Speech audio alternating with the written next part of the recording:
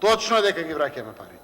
Дури и овие повеќе наплатени пари ги враќаме назад. 35 милиони евра имате во социјална заштита, нови пари. 2 милиарди и 200 за законите кои што ги донесовте. Зарем тоа не е враќање на парите назад кон граѓаните? 1 јули почнува повраток на ДДВ. Се е подготвено. Стартува на 1 јули. 70 милиони евра е просек годишно што ќе враќаме пари назад кон граѓаните. Укинувањето на радиодифузната такса е исто така враќање на пари назад кон граѓаните. Намалување на 50% или нивно укинување на таксите на услугите во катастар, и тоа е враќање на парите назад кон граѓаните. Или овозможување повеќе пари да останат во нивниот буџет. Воведувањето на ефтината тарифа на струјата. 11 милиони и 400 е дополнително пари што останале повеќе кај граѓаните. Сите тие политики се враќање на пари на граѓаните. И ќе продолжиме понатаму. Разговараме како да изголемиме платите. Со играта на придонесите и јакнењето при тоа на фондовите. Правиме модели, верувам дека ќе најдеме начин да ги донесеме, за да го зголемиме мотивациониот капацитет на газите и менаџерите да дадат повеќе плати, да споделуваат повеќе великодушно од својата добивка кон работниците. Воведување на стечениот додаток за 10.700 наши граѓани или толку семејства е враќање пари назад кон граѓаните. Нов вид на услуги, нов вид на терапии кои што се воведени, нов вид на лекарства, и сето тоа е зајакнување на капацитетот на граѓаните од делот на здравството. Сето тоа според мене представуваат политики кои што се многу типично повеќе левичарски. Верувам во тоа и верувам дека има сериозен капацитет на редистрибуција на севкупниот капитал кој што е национално богатство и доход кон посиромашните. Ќе продолжиме во тој правец. Јас верувам како зајакнува финансиската можност на државата, а зајакнува и те како поприлично. Финансиската ликвидност и стабилност на државата е добра, со доволна храброст на администрацијата, пред се на секторите и на раководителите во самите сектори.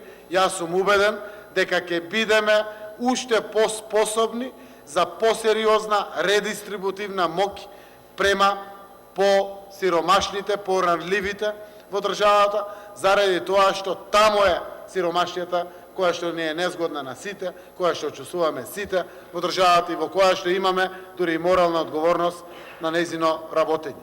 Донесувањето на законот за минимална плата и минималната плата е исто така враќање на пари назад кон граѓаните.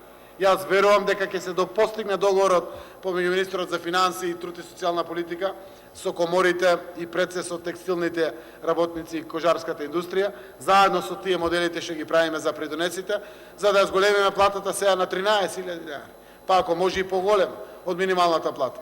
А при тоа го решаваме еднаквиот ефект на редистрибуција на платите, за да може да почувствуваат сите, за да не па демотивираме сите други.